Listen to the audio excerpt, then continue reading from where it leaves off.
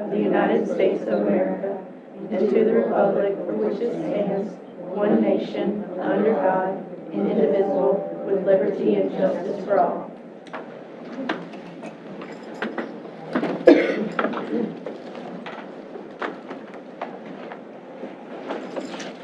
And then Dr. Smith, if you wouldn't mind leading the invocation. Let's bow our heads, please. Dear Father, thank you for this time that we've got together. It's nice to get to see everyone again. And Lord, I pray that you'd help direct our thoughts this evening into the types of decisions that would be in accordance with your will, that be the best for the residents in this county. In Jesus' name I pray. Amen. Amen. Next, we have the approval of the minutes. If you look in your packet, there is the minutes from our April meeting.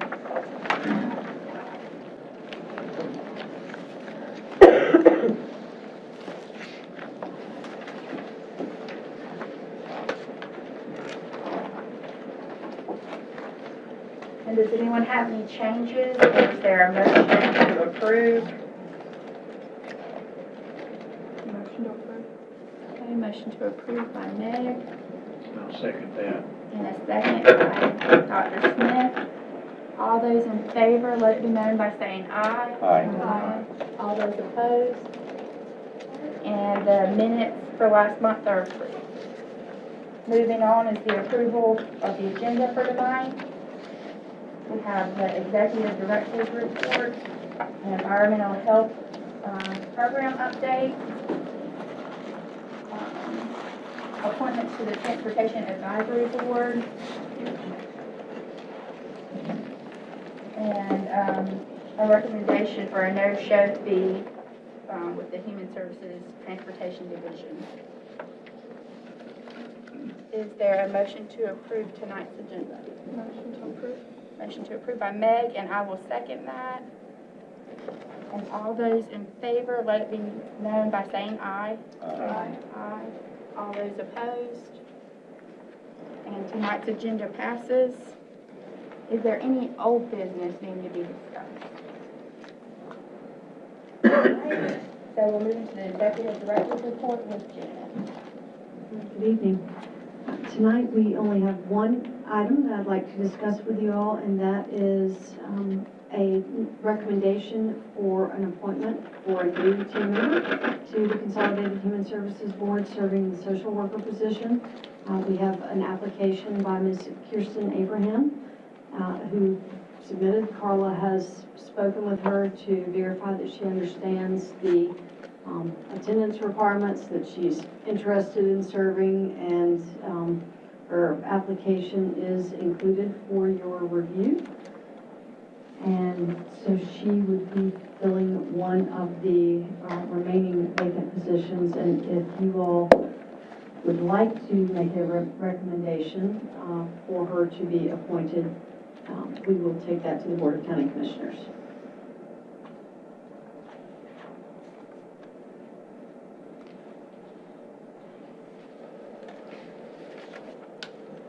I wanted to make a motion just to table it for this month, to get more time to look into the standards a little bit more. Okay.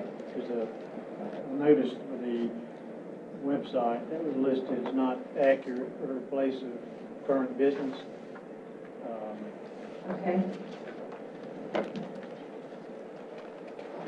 Would you, that is perfectly good. I mean, obviously y'all need to vote on that. In the past, we have also had a panel of 3 of you complete an interview, and obviously if you would like to do that again, we've typically done that when we've had more than one applicant for the same position. But if that is something that you all would like to do, we certainly can make that happen as well.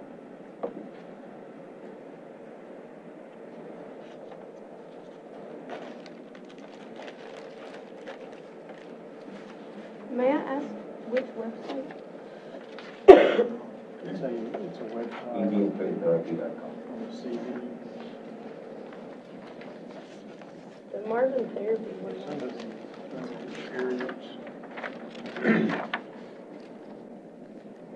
That's not an active. Yeah, her active one is this one, marvintherapy.com. I think everybody will benefit from just to look at it. Ashley, can you say that one more time though, about the address? Her active website is marvintherapy.com. Okay. I just stole it from her email. I didn't look at her CV. Sorry.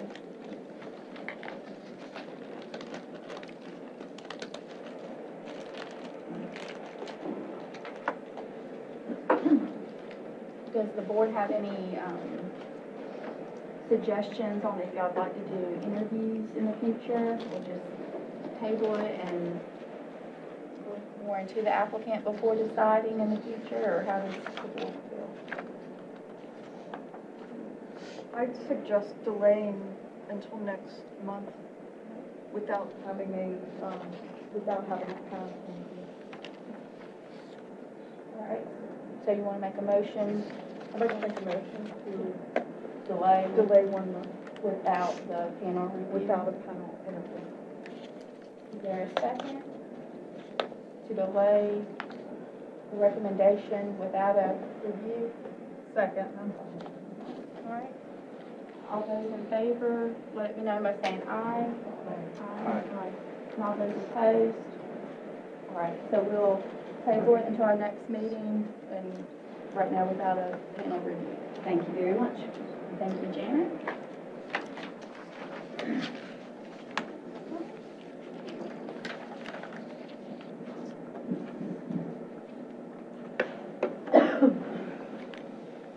We'll move into our division report.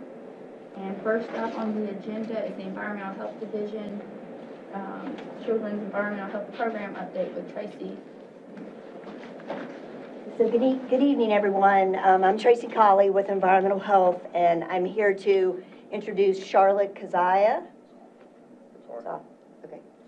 Charlotte Kazaya. She is the program supervisor for our Children's Environmental Health Program, and Charlotte's going to be given a program update, talk a little bit about the program, initiatives, and get into more detail of what that program does in Union County, and also what's in the future and what we're working on now.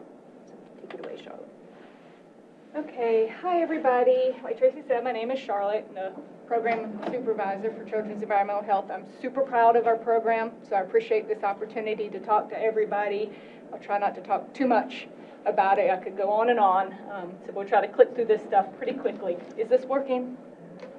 Can y'all hear me okay? Got it? Yeah. Oh my, okay. I can hold it for I you. got you. Y'all just give me feedback if it gets too much. Multitask here. Okay, so Children's Environmental Health, the specialists within this program, we conduct plan reviews, permitting and inspections for the following establishments: our child care facilities, these are our licensed facilities, public and private schools, the cafeterias at public and private schools, camps, which by law there's 3 different types depending on how they, what kind of processes they have. We also do limited food service establishments that are associated with schools, that's like concession stands, and adult day service.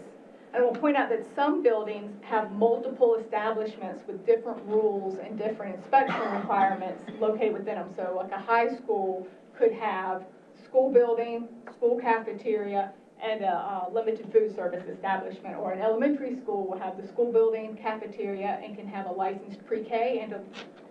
Ford has a question. Oh, pardon my ignorance. What is a primitive camp?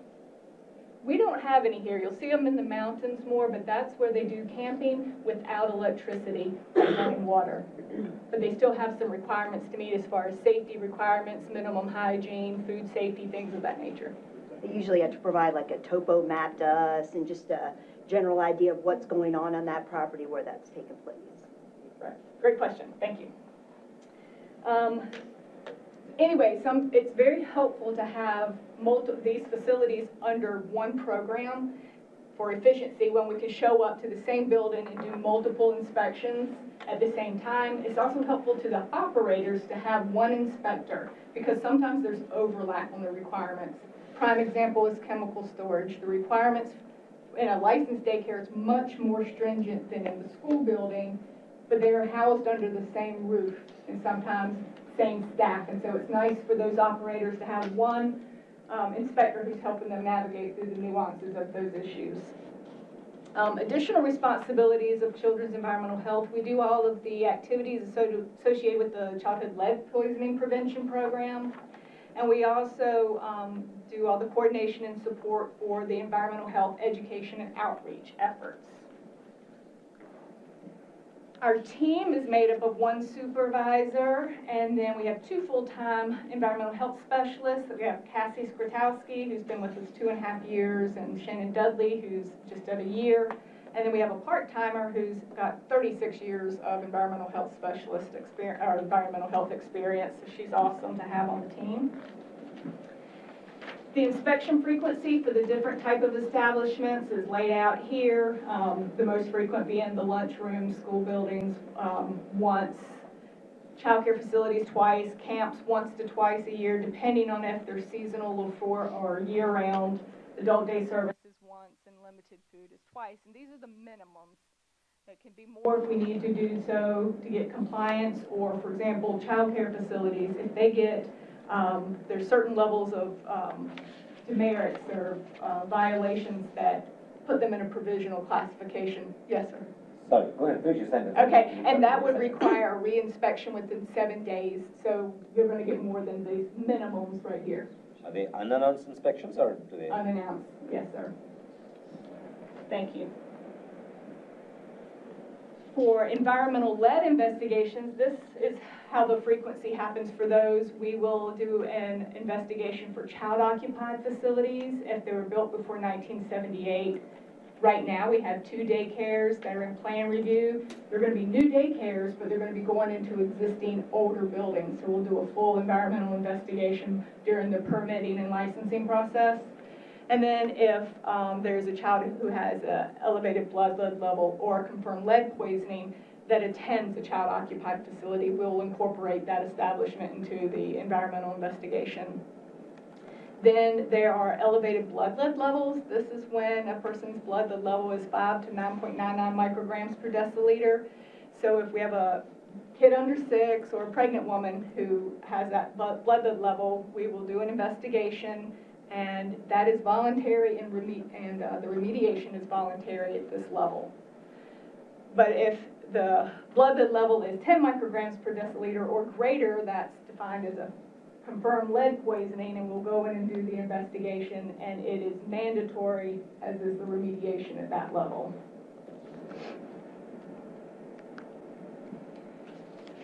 So child care and school growth remains stable in the county, with the biggest increase in private schools. I'd like to take this moment to give a big shout out to our daycares. They were able to stay stable, open, and available to the community during a really tough time during COVID. We worked very closely with them. It was very challenging. They did not close down. They were asked to stay open, and they did. They really rose to the occasion. So them being stable through this time period shows just how high quality they are. We're very lucky in the county. And 8 new schools. To me, that's huge. You do not just open a school on a whim. This is a big undertaking, so the fact that we had 8 open during this time frame shows the community need. And I also want to point out on the line item, second from the bottom, school building plan review. You see in fiscal 21 we had 13, and in 22 we had 20. Thus far in fiscal 23 we've got 31. This is renovations, additions, expansions, mobile. It shows how the existing schools are really having to maximize their existing facilities as we grow. So the lead poisoning prevention activities, I've given the numbers of these. And during 2020 to 21, there was a little decrease because people weren't doing the screenings. People weren't going and having in-face, doctor's appointments and doing the screening, because it takes a capillary or a venous to diagnose these levels. And so there was a little bit of dip during that time frame, but it's on its way back up as that's has fortunately passed us. And then to date in 23, The number that jumps out to me there is the confirmed lead poisoning cases. You'll see we had 2 this fiscal year. Fortunately, both of those, the children's levels are starting to drop, and that's great news, but that's very concerning when you have blood levels at that point. So, current trends in our sources of lead exposure. A lot of times people only think of lead-based paint, and that is still there. These 4 categories represent what we most commonly see during our environmental investigations. Lead-based paint is certainly one, and in fact, that picture I took at one of our investigations for one of the kids with confirmed lead poisoning. See a lot of the improperly glazed pottery, traditional bean pots, see those very frequently. And part of the issue with these is they're improperly fired, so the lead has the ability to leach into the food. And the way the beans are prepared in this particular type of utensil is they sit in there for a long time. They're cooked in this pot, they cool in this pot, they reheat in this pot. So it has an extended period of time so that lead can leach into it. It's a very traditional way of preparing the food, but unfortunately it is an exposure that we see. And these types of utensils are available at flea markets and around. Imported spices, particularly from Mexico and India, we see a fair amount of that coming in, and sometimes it's rather shocking, the amount of lead in them. And there's a lot of online resources. So if you get a U.S.-based brand that is safer, but they can have it too. And there's some articles that will really surprise you as to the amount of lead. And I'll add to that, in addition to lead, they also find mercury and cadmium in spices. Yeah, all the heavy metals. So, and additionally, the imported traditional and herbal remedies, the Ayurvedic medicines, that was involved in one of our recent CLIP environmental investigations. The mother was using a salve that she imported from India on herself for a skin condition. She wasn't using it on the child, but the child was very young, so was riding her hip a lot and was touching her. And then, of course, their hands go in their mouth constantly. And the level of lead in that particular salve was really, really high. Has this data been published as to what that product is, so the public is aware? There are some items that whenever we find something, we do report it. And so there are some really common ones, and I do not want to try to pronounce some of them right now, but there's some real common ones that you know to look out for. If it's compounded, like the salve I just referred to, it's not a brand. You know, it's a practitioner in India made it up just for her. But we do alert, all these samples go through the lab at the state level, and so they keep track of it, and if it is a brand, it'll get reported. As a member of the Asian community, of course, you know, I frequent a lot of these so-called imported spices and imported remedy, pardon me, not that I use them, but I see them in stores. So if there's no public awareness of what is safe and what's unsafe, how does one mitigate risks? So the other thing to think about is these are not regulated. These are not regulated by FDA. Sometimes there's some voluntary regulation that goes on, but nothing that's verified. Spices, of course, have no regulation by FDA. So. Right, or the Ayurvedic medications either. Right. Some can still be obtained, you know, over the counter, and so it is out there online. But you're right, there is a huge need to get that information out, and we do try to do that at community events, and we're constantly trying to brainstorm ways to reach out to certain communities. So I'm open to any suggestions you might have. Are there lists or anything published that we have either on our website or that the state has on its website just that would have that space information? Yeah, there's some really good literature. It's through the Healthy Homes website you can get it, and it's what we distribute to new mothers at the hospitals, to anybody who comes through for WIC screenings. The nurses get it to them, we get it to them, and it highlights a lot of these common sources. They're common, but people aren't aware of, and it highlights them. It has some really good literature, and it's translated in probably about a dozen languages. Maybe we could provide a link for that as a follow-up. And I actually brought the spices, the lead poisoning handout that we developed that we provide also through it. Yeah. Terminix, it looks like a Turmeric? Turmeric, yes, Turmeric. and paprika and chili powders, a lot of the bright colors. Some of the source of the lead in the spices, it's unintentional. It's where they're grown, right? The soil. The soil, and sometimes in the environments, they're still using leaded gasoline or something of that nature. There is a risk of it being intentional in that some of these spices, so a lot of the bright colors are very expensive, and lead is heavy, and they're sold by weight. So some of it could be added for that purpose. And lead, I don't know if you know this, but lead has a flavor, it's a little bit sweet. It has a sweetness to it.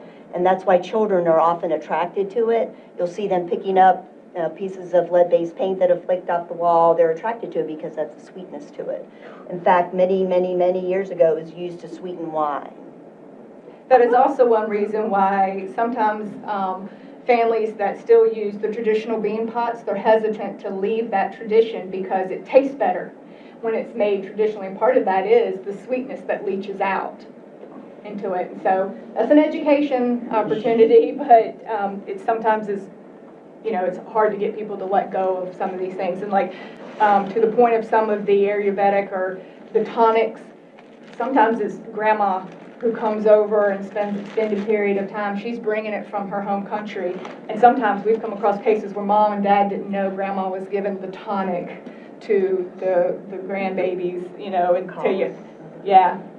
until you figure it out. And it's the way that she did it to her children, so it's hard to get them to understand that there's a risk there. So I'm going to go over a few recent and emerging issues that affect children's environmental health. In 2021, North Carolina adopted the 2017 Food Code, and that impacts our school lunchrooms and the limited food service establishments. Those were some comprehensive changes, but everybody has taken those in and are doing a good job with those. And then October of 2020, the child care rules were amended to require water lead testing in licensed child care facilities, and the Clean Water for Carolina Kids program was created in conjunction with that. July of 2021, the lead hazard threshold for drinking water was lowered from 15 parts per billion to 10, and we'll talk about that a little bit more in a second. 2022, the lead dust clearance standards were lowered. And March 2023, fresh off the presses here, an ARPA-related lead and asbestos testing and mitigation agreement was set up together to help child care facilities and schools. And I'll talk about that one a little bit more too. So that Clean Water for Carolina Kids program, it's been around for 3 years at this point, but it rolled out right smack in the middle of COVID, so it was a little bit delayed before getting in front of everybody a little bit. And it's a partnership between DHHS and RTI. The goal is to identify and remove lead from drinking and cooking water at child care centers. So all licensed child care centers have to do this. It requires testing on all fixtures used to obtain water for consumption. So this is important to note. This is point of the source, the point of use, thank you, is what's tested. We're not trying to check the water source itself. This is going into checking fixtures. So each establishment could potentially have multiple sites tested, the water fountains, the food prep sinks. If there's a piece of equipment like steamers that has its own water source in, each will have to get tested. It's done every 3 years or within 30 days of a repair. So this is ongoing. There is an online portal because all the data has to be reported publicly. You can go on to cleanwaterforcarolinakids.org if you wanted to see anything. And children's environmental health staff were responsible for ensuring compliance, documentation, collection of confirmation samples, and mitigation follow-up. Here's a little bit of data from RTI. This is for all of North Carolina. You can see there's just under 4,600 facilities were involved, and over 25,000 samples were collected. And what jumps out to me here, if you just do some quick math at that 15 parts per billion and above, those oranges, that's 20% roughly. And then almost 12% were at the 10 part per billion and above. And we know there is no safe level for lead, so it's pretty alarming to see that number in those categories. For Union County, this is some of the RTI data. We had 489 samples collected, and I want to point out that the Union County Public Schools, they do house some licensed child care facilities, about 26 of them. They didn't participate in the RTI. They did have to do it. They just went through a private lab, and you can go to their website to see the required public data, but their numbers aren't in this because they didn't go through the RTI, through the Clean Water for Carolina Kids portal. But you can look over here at our range in the right-hand corner that we have 44 samples at 5 parts per billion and above. And at the time this was done, the threshold was 15 parts per billion. This next cycle, which starts fall of this year, it'll be 10 parts per billion. So you see we've got some at the bottom there that are going to be impacted by that change, and so we might see something go down. Also, another interesting part about this program, it is based on the EPA 3Ts program, and it incorporates citizen science.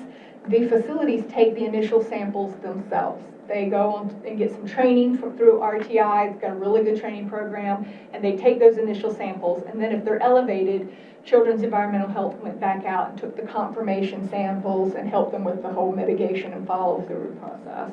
So the blue bars indicate the samples that were taken by the operators, and the orange are the ones that we did. And these were all first draw samples because you want the water to sit for up to 72 hours. So usually they would take on Monday mornings because part of the source of lead is it can leach out of the plumbing fixtures into the water. So when we would go do confirmation samples, we'd have to do the same. And some of our daycares open at 4:30 a.m. That was early. So the ARPA program that I mentioned before, a good chunk of change was allocated for this through federal funding. It stands for the American Rescue Plan Act. We love our acronyms. So this again will be contracted with RTI. It's going to start fiscal 24 and will end December of 26. This is a one-time testing. It affects all licensed child care facilities and public schools. It's going to address lead in drinking water, lead-based paint, and asbestos hazards. So it will involve an inspection, a hazard identification, and mitigation. This is going to be based on EPA 3Ts technology as well, or methodology. So Children's Environmental Health will have some responsibilities with this based on that agreement addendum that came out in March. All of our responsibilities will be based on lead. We're not going to have asbestos responsibilities, but for lead-based, we'll do post-mitigation water sampling, clearance sampling, visual assessments, consultations, and documentation. Part of that will be in the NC lead database, and the rest will be in the local and state databases that's used for our inspections when we do them at schools and child care facilities. So I mentioned early on that Children's Environmental Health coordinates and supports all of environmental health education and outreach efforts. So this is an initiative we started fiscal 22 with the vision to make environmental health more proactive and community facing. And so it's really innovative and exciting, and we identified 4 key components, which is public and industry outreach, public and industry training, community outreach, and staff training and development. So this is how I keep up with the numbers, and they're tick marks. It's hard to keep track because they're not all created equally with the amount of time and resource that it takes, but they all represent meaningful interactions with the public. And so we're working hard at coming up with new ways to meet these performance measures. I'm going to go through a few of them real quick.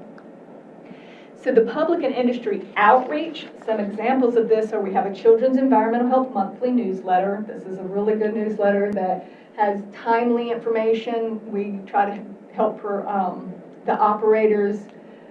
They do different things in different seasons, right? So in the winter we'll address indoor air quality. In the summer we're going to address outdoor air quality. So we try to model over what we know the establishments are doing, and we give them information that's timely. We also partner with Safe Kids Union County, and so we distribute their information through the newsletter, and also the Union County Public Health Child Care Consultants do some input, and that's a really good partnership too.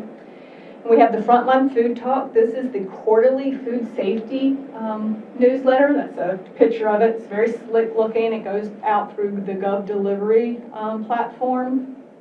It is also archived on our Food and Lodging web page, and people can sign up for it there. And then we have Children's Environmental Health Spotlight and Food Talk feature. These two things, they go through Gov Delivery as well, and they're intended to be time-sensitive, single-topic e-blast. So there's a infant formula recall or an air quality index that we need to get out quickly. And so these are really good tools that we have for that. We're going to be working on developing an on-site newsletter as labor and time allows, but we plan on doing that quarterly as well to get that same kind of information out to that industry. And very recently, got an environmental health Gov Delivery template for specific contact groups. Again, this is going to be single topic, time sensitive, that we can get out to pool operators, tattoo artists, well contractors, and septic contractors. And all of this has been made possible with an awesome relationship with the communications folks. Nicole behind me has been awesome, and also the public health business operations. Our translators and trainers and interpreters have been super helpful because we supply as much of this as we can in Spanish as well. So it's been great resources, very appreciative for that. Public and industry trainings, here's just some quick examples. For childcare, we'll do on-site trainings, mock inspections, topic-specific trainings. Food and lodging, they'll also do on-site or what we call in-service trainings. Some can be topic-specific, like a manager, they're struggling with a specific problem and they want, the inspector comes in, does a training to get their staff on board, or a pre-opening training, so new establishment, we can get all the employees on the same page before they open. We also do program-specific industry trainings, like we've done well water potability meeting, and recently the institution rules changed, so we had a meeting with industry there. And then the Certified Food Protection Manager training, that's the big one that we just did. And every food establishment has to have an employee who's a Certified Food Protection Manager, who's got supervisory and managerial responsibilities, who's got in-depth knowledge of food safety practices, and they have to be certified, and part of that's pass an exam. So we started offering this. We do it every fall and spring, and we have put together some really, I'm very proud of the materials we put together in English and Spanish. We also provide them with industry tools and guidance documents, things they can take back into the establishment and help other employees. And we have hands-on exercises, and we are able to offer a flexible schedule with 2 testing opportunities that, you know, it's a very understaffed business right now. And so people cannot leave, and some of these trainings are 3 days long. It's that in-depth. We're able to do it in a flexible way that they've been thankful for. 87% pass rate and really good positive feedback from the industry. They are thankful for a local and affordable option to meet this requirement. And then community outreach, part of that has been we've developed a lot of educational materials. I think Tracy has some she'll pass around. These are just a few examples of ones we've put together recently. They're very strong, they're a good resource for the community. Very proud of these. We also participate in community events. This is a place that we distribute some of these materials. We got Safe Kids Days coming up on Saturday. If you know anybody with young kids, it'll be awesome. Bring them out. Return to health fairs. We've done a few events with the Health Science Academy. That's coordination with Atrium and UCPS. Matter of fact, the picture right there, that's Cassie and Shannon. This was at Body Works, which was an event at East Elementary School that was part of the Health Science Academy. We have done presentations to students, the public health students at Wingate, the culinary arts students at high schools, and then we even have a hand hygiene and food safety program for preschoolers, and believe it or not, they love it. Absolutely love it. We had one daycare said they liked that better than the petting zoo. I don't understand, but Shannon was a middle school science teacher. Cassie has an environmental education background, so they do a great job of some really hands-on, interactive, and fun stuff. And we have had parents tell us that their kids come home and school them on some stuff, too, so it's been great. And then we do web-based outreach, like the Community Development Block Grant, Septic System Repair Program, and various education and awareness campaigns. And we're constantly brainstorming and trying to think of new ways to reach the community. Any questions? I have a question. Yes. In the first half of the presentation, you talked a lot about additional testing that's come on because of additional regulations. How is the, particularly like the childcare and industry, how is they taking that burden? Is that the cost of that completely on them, or is it offset by grants? Awesome question. We had a grant for that initial one, so in 2020, that was the first time it was required, and there was a grant for that. And they were told at that point in time, first one is a grant, thereafter it's going to be on you. But last I was told, we'll have a grant for this go around too, to help. So, great question. They want to know, honestly, they want to know what their stuff is. Some of them tested more sinks than they needed to. We don't make sure you're only testing where water is obtained for consumption, and they were testing everything. They want to know what's in their building. As people become more educated about the issue, they want more information. So thank you. I just want to say how proud I am of the Children's Environmental Health Program and everything that Charlotte's doing to expand education and outreach. She was very reluctant to begin with when I approached her about developing that environmental health education and outreach program, but as you can see, we've selected the correct person to do that, so she's really taken it on and just done great work with it, so I'm super proud of that. I've got one question though. Is there any information about the county landfill effluent? Is there anything on a county level looking at that? At what? So are you talking about sampling, monitoring wells in that area? Well, the effluent from like the county landfill up on Austin Cheney Road and what comes into Richardson Creek, and I mean, is that something that is monitored on a local level or just on the state level? There are requirements from the state for monitoring the leachate that's produced from that old landfill. Now, it's not, the landfill has been decommissioned, and now it's just a transfer station, but there are monitoring wells on site, and that's reported to the state too. And that information we can find out more detail and get that to you. Did you have anything else to add, Dennis?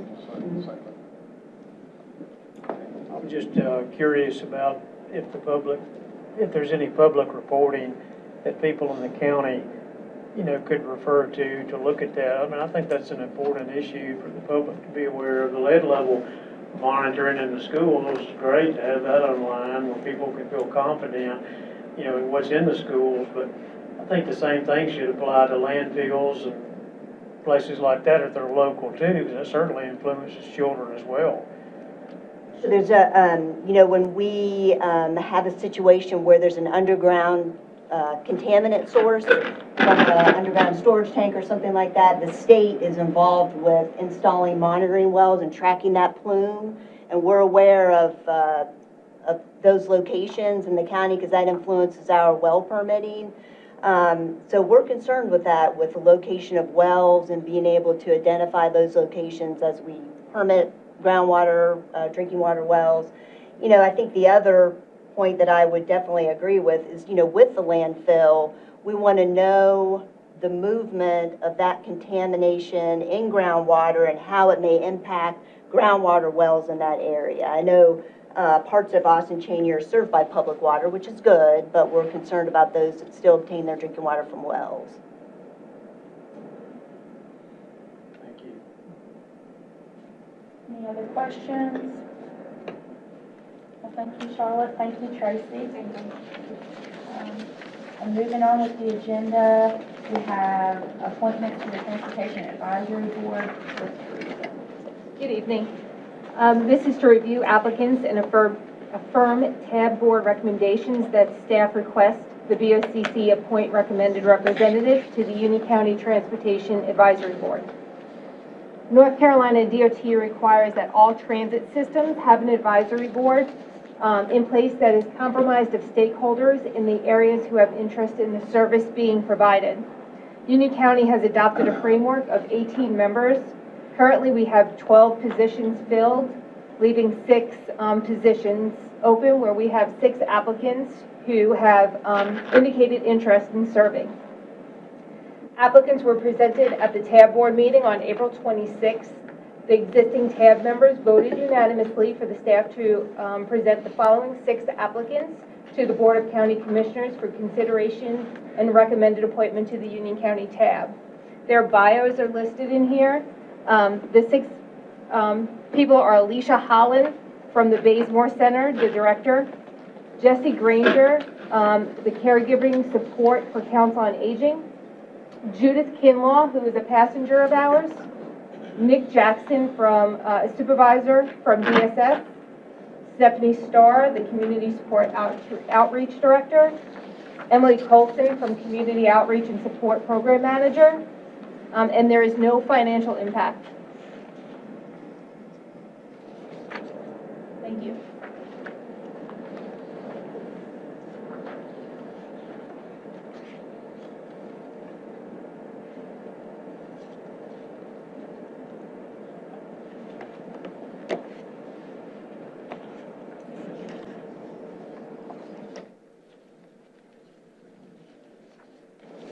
So with this one, do you all have any questions, or would you be able to affirm the TAB's recommendation for us to take these applicants forward for the Transportation Advisory Board?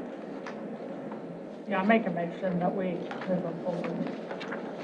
And I'll second that motion to move them forward. Any other discussion before we vote or concerns? Okay. Hearing none, is all those in favor, let it be known by saying aye. Aye. All those opposed? And motion passes to recommend. Thank you.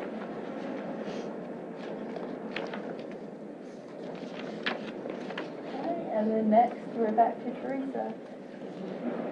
Okay, this is to affirm Transportation Advisory Board's recommendation to add a no-show fee to the Human Service Agency's Transportation Division fee schedule. Transportation has experienced an increased number of no-show instances since 2020. A no-show is considered when a driver goes to a passenger's house or pickup point and the rider does not get on the vehicle. Union County incurs operational costs for these partial trips, such as driver salaries, fuel, vehicle maintenance. Additionally, each no-show reduces Union County transportation service capacity because it limits the ability to approve other residents for transport that day. After staff analysis of no-shows, impacts, and review of other regional transportation providers, no-show policies and fees, it has been determined that implementation of the no-show policy is prudent.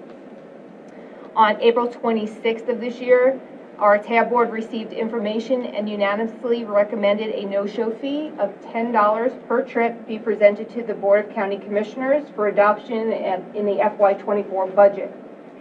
The transportation staff is reviewing existing passenger policy and rider guide and will make adjustments as required to establish the framework for administering these fees.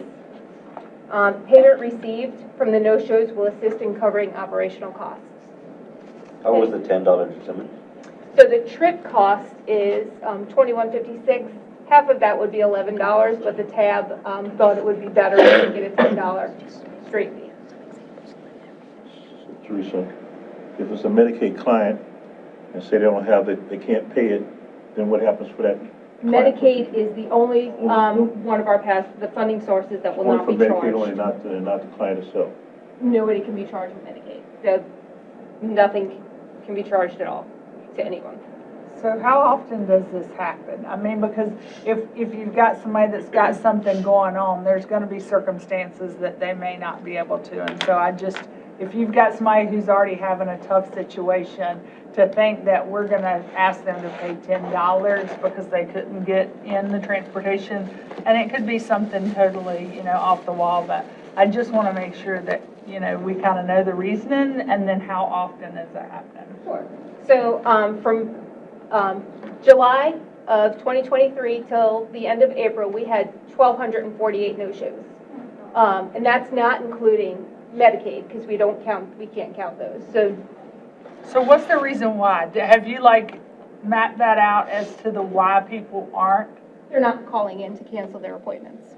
So they get called the night before to let everyone know, to let them know that they have an appointment scheduled and what time to be ready. And they have the option during that phone call to cancel their trip. And they're not doing that. We are taking into account if someone is in the hospital or if there's extenuating circumstances on why they can't get on the vehicle. But I have, so just from July till now, 364 of them were going to work. So they've either got a ride with someone else or just decided, for whatever reason, they weren't going to use transportation that day. So we're going to put in the guidelines that we will look at certain circumstances, but a lot of it is just that they're choosing not to ride at that time.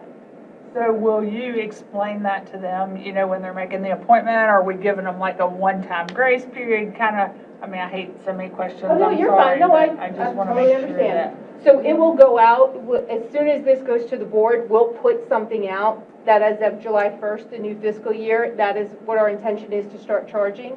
It'll be in our rider guide, which goes out to every new transit rider. So they will know. And they get no-shows now, so every 3 no-shows they get within a certain amount of time, they can get suspended. So they know that there is a potential for something if they no-show. So, and we're giving this information out, but what if they can't read? How are we ensuring that they understand? So we give them, we call, if there's excessive no-shows, we'll call them and let them know. That's a good question about not being able to read. We can work on that part. I'm just trying to think of all the what-ifs. I certainly want y'all to get your money back and stuff, but at no time would I want somebody, we already don't have a lot of transportation in Union County. Would I want somebody to feel like we're even giving less? We're not the only agency that's going through this and implementing the no-show fees. It's gone up a great bit. There was 764 in 2019, and it's gone up that much. So it is something that we're all battling, and we talk to our passengers frequently, so they know what the expectation is, and they know, we give them plenty enough time to call them and let us know, hey, we're not going to ride today. And a lot of them are frequent riders, so they go 5 days a week. Medicaid, that's a no-show is a Medicaid reimbursable? No, we can't charge off them. the table. Okay, for all Medicaid, that's what I was trying to understand. So not for Medicaid. Not for Medicaid. So if we added those numbers in there, our no-show rate would be well over that. So we have to remember, too, that every time we go to someone's house to pick them up and they don't get on, we're not allowing someone else to ride in that seat. If they would have called and had a late cancel or canceled early enough, someone else could have ridden if we had the room. I just wonder if there's a way, that we can help educate both Medicaid and non-Medicaid, because, ultimately, no-show is the issue. So we've got an issue up here, so we're gonna try to charge these people and try to fix it that way, but we've still got a group of people here who are not learning anything from this. So I feel like it starts with, educating and making sure they understand how it impacts maybe me, the next person that didn't get a ride because they got the appointment, but then they didn't show up. So I will say for Medicaid, since we've gone to a brokerage and the brokers are doing the no-shows now, we're letting them know that their client is no-showing. They're going back to the healthcare and they're telling the healthcare providers, and they're actually suspending the passengers, which they've never done before. suspending them to come From prepare. transportation. suspending their transportation and letting them know if they get 3 no-shows, they're not gonna have transportation. But then you go back to we're being reactive, and so people aren't getting the care that they need, so then we have them sicker, then they're coming into the ED because we're. But they knew there was no ramifications if they no-showed, right? I'm gonna get, if I don't go to my appointment, I'm gonna get transportation another day when I need it. Now, if you now the education is, that's not how it works. You're an adult, you have to call us and let us know you're canceling. There is now, you're not gonna be able to get transportation if you don't do that. So since they've implemented that, what has it changed? The no-shows for them are going down a little bit. I mean, do you have the numbers or no? I do not have the Okay. numbers, 'cause I they mean, just I would just started. like to see, I mean, is it, we feel like it's better, but reality is it better? Just asking some questions. I don't have the know numbers. you Like I do said, some they've really just good started. work, but at the same time, I just, want to make sure that I need the patients to be able to come to appointments so that they don't end up in our ED because they haven't been able to get the care that they need. I understand. I have one more question. Can I ask a question? How long do they have to cancel? Like, how soon before their trip can they cancel? And can they call any time during the day or night to call us, like a message, or how does that work? So we have a 24-hour voicemail. So if they don't get someone during the day, they can leave a message at night. They have up until we arrive at their house to cancel their appointment. So if we're 5 minutes away and they call us and say, I'm canceling, it's not a no-show, it's a cancellation. It's the minute that we pull up to their residence and they're not coming out. And Ms. Baker, I just wanted to say that from the veteran standpoint, it's repeat offenders, and it's basically they just don't want to go. They've woken up that morning and decided they're not going to their appointment. But they don't call, they just don't go. They just don't. The driver comes into the house or into the driveway, and they're like, no, I'm not going today. So I feel like it's a good implementation. Money talks. But your point, and especially in terms of the reading, that is a very good point. So if, I'm not sure what data we have on our customers, I'm sure Teresa probably knows, but if she doesn't, we can figure that out.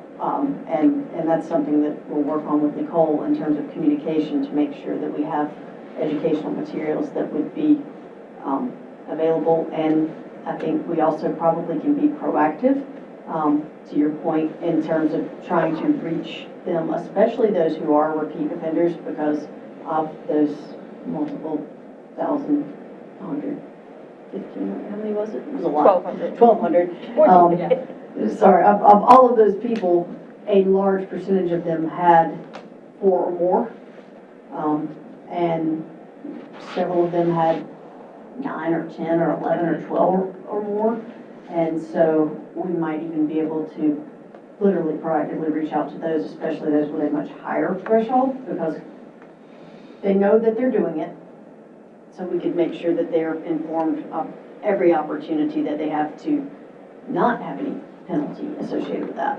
And we do send a letter out every time a passenger has a no-show. So we're looking at least 20 letters a day, sending out to a passenger saying, hey, you've had a no-show. If you get 3, it's going to be a suspension of service. Then they get the second one, and we send out another letter, and then we send out a final notice. So they know our policy. And as far as we are working with communications, we've spoken with Nicole and putting it on our voicemails and our phone system as well, so they can hear it when they call in. I think the intent here is not really to get more money in. The intent is to try to modify behavior. I would love to get And $0 and 0 no-shows.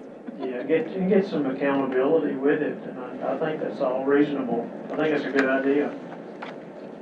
Are you making a motion to affirm the recommendation? Yes. All right. And I will second that. Is there any other questions or discussion before we vote? All those in favor, let it be known by saying aye. Aye. All those opposed, Abstain. the motion passes.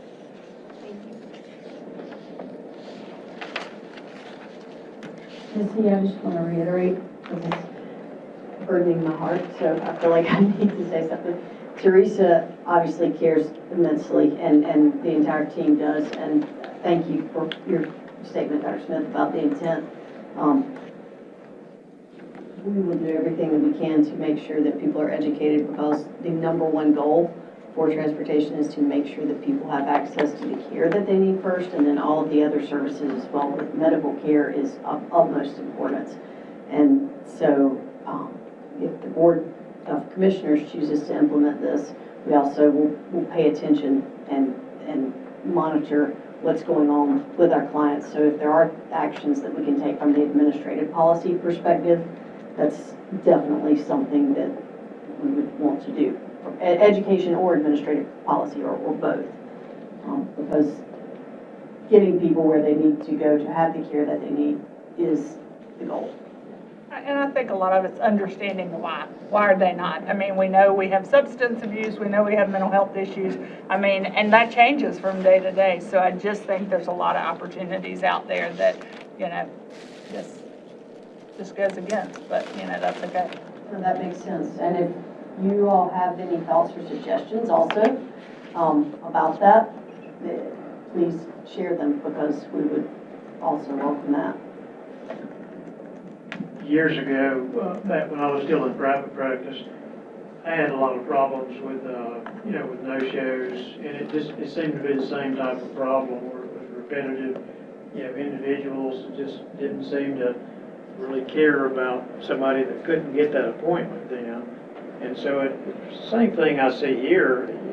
You have to have some concern about people that do need a ride that then can't get it, and that impacts their ability to get the care that they need.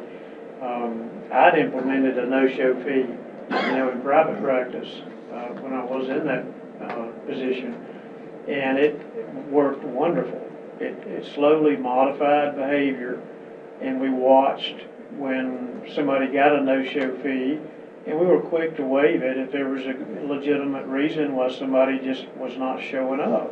Because the intent wasn't to charge a fee, the intent was to modify behavior and help everyone as a whole. And help people to learn to appreciate and not take for granted things either. I think the same thing would happen here with it. I think it would help overall and improve what people value about having the transportation. Because placing something many times whenever it's free, people treat it like it's free. But if there's some value placed upon it, I think people would take it more seriously and not take it for granted so much, and be hopefully more grateful that it's there. It's a nice privilege to have in this county, and it shouldn't be looked at as a right. Very well said. It's not free though. Yes, sir. Free? It's free to passengers. The riders. Thank you, Janet, for adding that, and Teresa. So we don't have anyone signed up for public comments tonight, so we can, if I want to go around and do an update for each division. I don't have any updates or questions.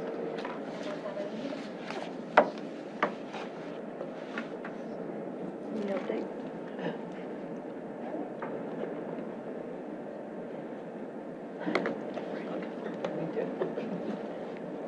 Well, I'll talk.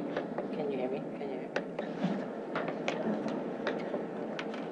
Hi, Michelle, Veteran Services. A lot of us from the Department of Human Services were part of the Senior Expo this past week. That was put on by Council of Aging, the primary sponsor, Novant Health. And we just received the statistics. There were over 500 people that attended and over 80 community agencies. So all of us were able to make contact with a lot of the seniors and elderly in the Union County area. And Teresa and I shared a space, and it was fantastic because she kept saying, well, you're a veteran, go over there. I would say, well, you need transportation, go over there. So it was a lot of fun, and it's a really great annual event that's put on by Council of Aging. That's all I have. Thank you. I don't have anything to add. Just a couple quick things. I mentioned last meeting that we have a new dental hygienist, a second dental hygienist, and so we're pleased to be able to start accepting new patients. It's a long time coming. We can't take everybody, but we're certainly able to start increasing that, and it's going quite well right now. Also, there's going to be another rabies clinic for the general public this weekend, Saturday morning. I realize we just had one in April, not too long ago. We're not going to do them all the time, but it's just the way they fell this year for the public rabies clinics. Also, to make you aware that we had mentioned about the tobacco policy, administrative policy that we're going to be looking at. In terms of the time frame for that, and that's related to the Human Services grounds here in this facility. That's something that we're probably going to be bringing back in August after the start of the fiscal year. So I just want to give you some sense of time frame for that. And also the last thing is May the 11th is the end of the federal public health emergency on COVID-19. As many people probably already know, glad to see that day arrive. It will present some, well, it's going to reduce some things such as the requirement of reporting, because it's no longer going to be considered a novel virus. And so a lot of the reporting elements that we've seen in the past are no longer going to be required. The state is still encouraging those automated links that do provide reporting, such as some from labs, to continue to occur. But I say all that to say that over time, a lot of the data that we've been looking at for many, many years, well, not many, many years, it feels like many, many years, the last 3 years, okay, is going to become a lot weaker. And so from a surveillance standpoint and a public health perspective, we're going to be looking at things a little bit differently, such as wastewater surveillance, also looking at some of the more hospitalization data, some of those trends that you see through that types of surveillance, as opposed to just looking at counting cases that no longer is going to have a lot of strength in the future. So I just wanted to make y'all aware of that. And the last thing I want to mention is I want to thank Charlotte. If you think about environmental health, almost everybody, you know about restaurant inspections and grading, you know the letters on the wall, you know you got to get your well and septic tank permit if you're going to put a septic tank in for a home. One of the things that Tracy mentioned is so unique is the children's educational focus that we have. I know when I came here, this is very rare. You did not see this in a lot of other counties where they have as much of a robust children's environmental health focus. And so, anyway, I just wanted to point out how important that is, unique and very, very beneficial for our community.